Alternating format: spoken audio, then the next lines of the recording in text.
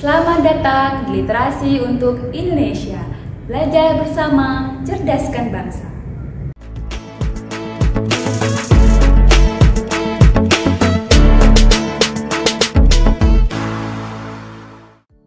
Halo Sobat Literasi, pada kesempatan ini kita akan belajar mengenai konflik sosial. Materi sosiologi kelas 11 kurikulum merdeka. Nah, apa aja sih yang perlu dipelajari di konflik sosial ini? Yang pertama, ada definisi. Yang kedua, ada faktor penyebab. Yang ketiga, ada bentuk-bentuk dari konflik sosial. Dan yang terakhir, ada cara penyelesaian konflik sosial. Kita masuk ke pembahasan yang pertama, yaitu definisi konflik sosial. Konflik sosial itu, konflik sosial adalah, ini pertama menurut Surjono Sukarto, konflik adalah suatu keadaan pertentangan antara dua pihak untuk berusaha memenuhi tujuan dengan cara menentang pihak lawan. Nah, hakikat konflik sosial menurut istilahnya yaitu suatu keadaan yang dapat berupa percekcokan, perselisihan, maupun pertentangan antara dua pihak atau lebih yang terjadi di masyarakat dan mempengaruhi kehidupan sosial kita untuk memenuhi tujuan tertentu. Nah, itu pengertian dari konflik sosial. Selanjutnya, ada faktor penyebab konflik sosial. Apa aja sih? Yang pertama, ada perbedaan antar individu. Nah, ini biasanya terjadi yaitu ketika ada perbedaan pendapat antara individu satu dengan individu yang lain. Terus yang kedua, ada perbedaan antar kebudayaan. Nah, adanya perbedaan antar kebudayaan ini juga sering memicu terjadinya konflik sosial.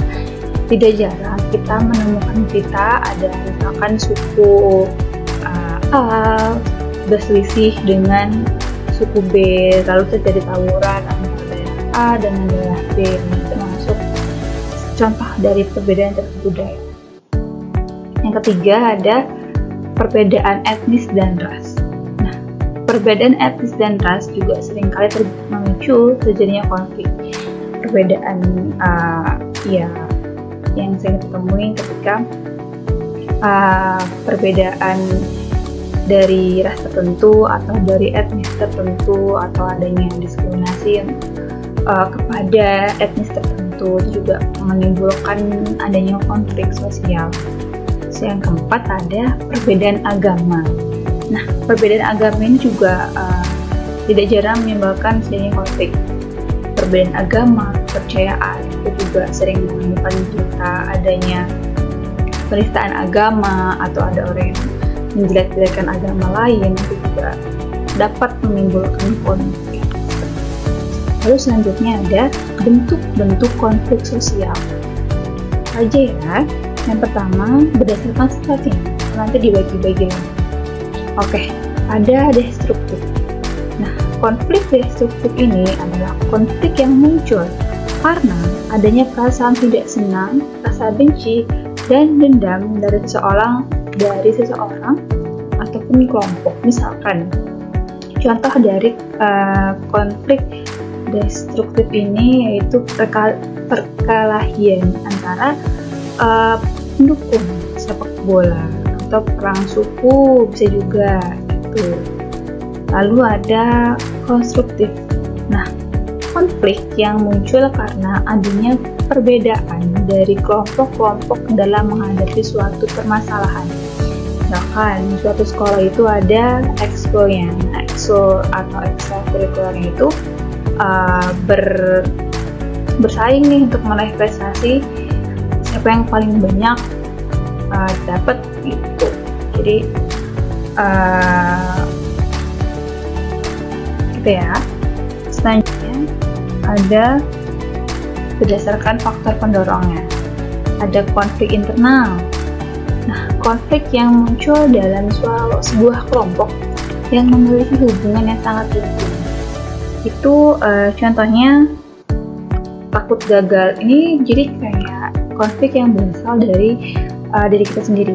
Misalkan kita overthinking, kita memikirkan masa depan nanti mau gimana, terus pencarian jati diri gitu. Itu namanya konflik internal. Lalu ada konflik eksternal. Konflik yang terjadi di dua kelompok yang berbeda, misalkan perang antar kebudayaan tadi, perang antar suku tadi, yang itu kan dari dua kelompok yang berbeda. Lalu ada konflik realistik. Konflik yang disebabkan karena adanya rasa kekecewaan individu atau kelompok dalam sebuah lingkaran sosial.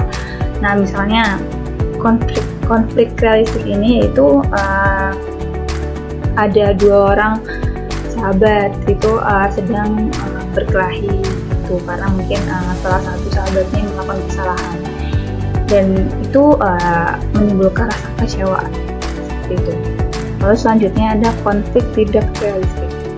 Nah, konflik yang bukan berasal dari tujuan-tujuan saingan yang antagonis, tapi dari kebutuhan atau meredakan ketegangan paling tidak dari salah satu pihak.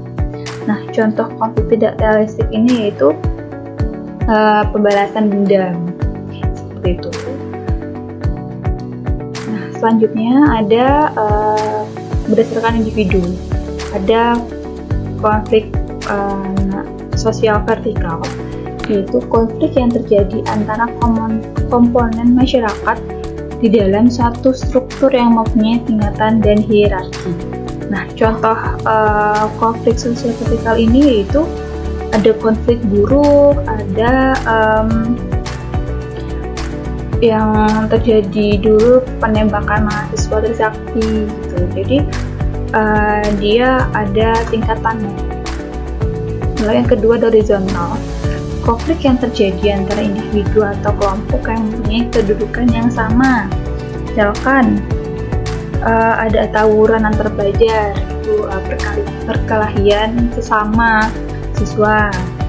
Atau ada lagi ada perkelahian sesama profesi, misalkan tukang ojek nih nggak terima kalau misalkan penumpangnya diambil oleh Gojek yang sudah memang kita pakai sehari-hari. Kan perbedaannya hanya ada di cara memesannya. Kalau misalkan Gojek kita lewat handphone, dan kalau misalkan ojek biasa kan biasanya mangkal. Itu sesama profesi. Lalu ada diagonal, yaitu ketidakadilan alokasi sumber daya secara menyeluruh sehingga menimbulkan pertentangan dari masyarakat.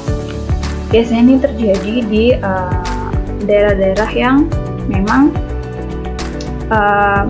sumber dayanya tidak alokasinya itu tidak adil. Misalkan ada di konflik Aceh, atau misalkan ada juga yang bilang masyarakat Papua tuh kurang mendapatkan perhatian dari pemerintah soal sumber daya seperti itu.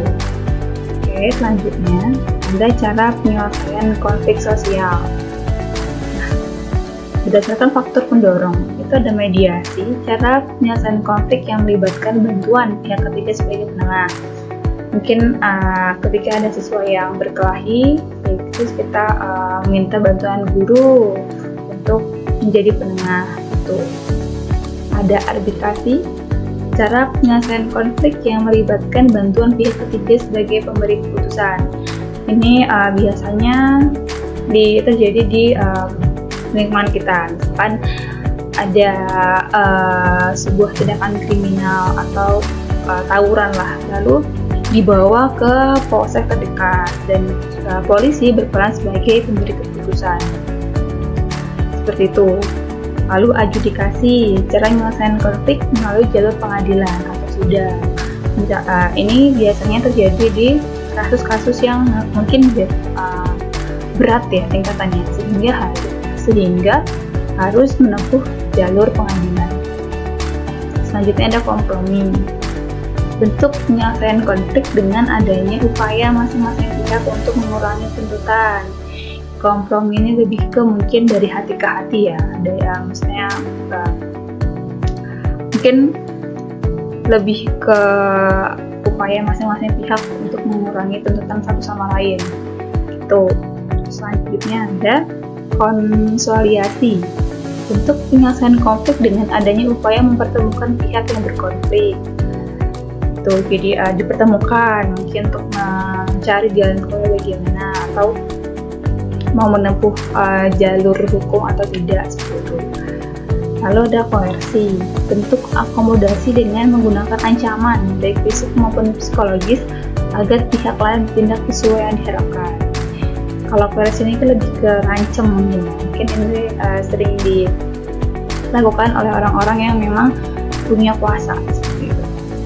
Lalu stemmate, situasi di mana ketika kedua belah pihak yang berkonflik memiliki kekuatan yang seimbang sehingga konflik terhenti pada satu titik tertentu. Mungkin kalau stemmate ini sama-sama kuat, jadi tidak ada yang menang, tidak ada yang kalah. Oke, sekian materi hari ini. Kurang lebihnya mohon maaf. Terima kasih.